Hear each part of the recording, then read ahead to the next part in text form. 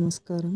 ఈరోజు మనము రాయలసీమ ప్రాంత వంటకమైన ఆకుకూర ఫ్రై చేసి చూపిద్దాం అనుకుంటున్నాను.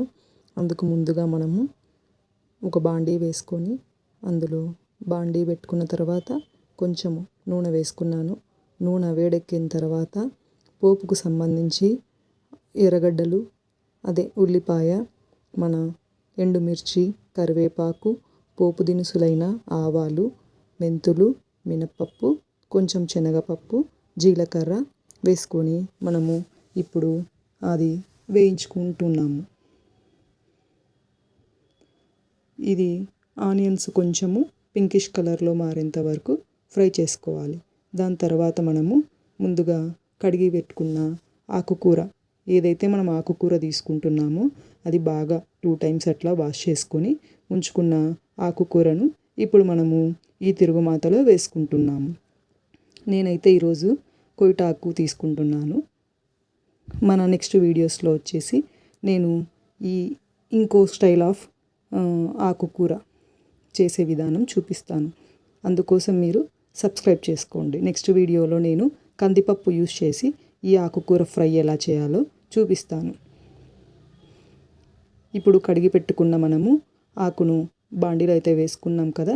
ఇప్పుడు నెక్స్ట్ కొంచెం పసుపు కూడా యాడ్ చేసుకుందాం. మనకు అవసరమైతే పైనుంచి కొంచెం వాటర్ యాడ్ చేసుకోండి. నేనైతే ఇక్కడ చేసుకోవట్లేదు.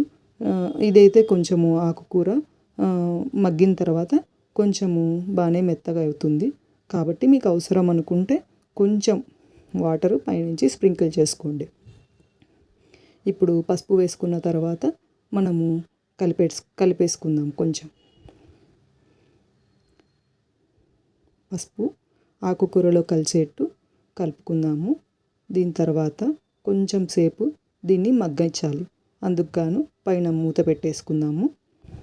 ఇంతలోపు మనము ఇందులో కారం పొడి ఎలా తయారు చేసుకోవాలో చూసుకుందాం. కారం పొడి కోసం కొంచెము కొబ్బరి తీసుకుంటున్నాను. మిక్సీలో డైరెక్ట్గా కొబ్బరి వేయకూడదండి, ఎప్పుడు మిక్సీ జార్ మన్నికి రాదు. కాబట్టి కొంచెం కట్ చేసి వేసుకోండి కొబ్బరి.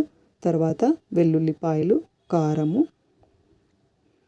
ఉప్పు వేసుకొని మిక్సీకి పట్టించుకోవాలి.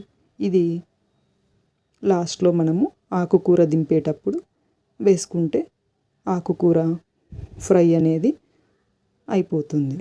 ఇది మనకు 2 minutesలో అయిపోతుందండి. మనకు అన్నము, పప్పు పక్కన ఇది ఆకుకూర తాలింపు, కూరగాయ వేసుకొని తింటే మనకు చాలా బాగుంటుందండి.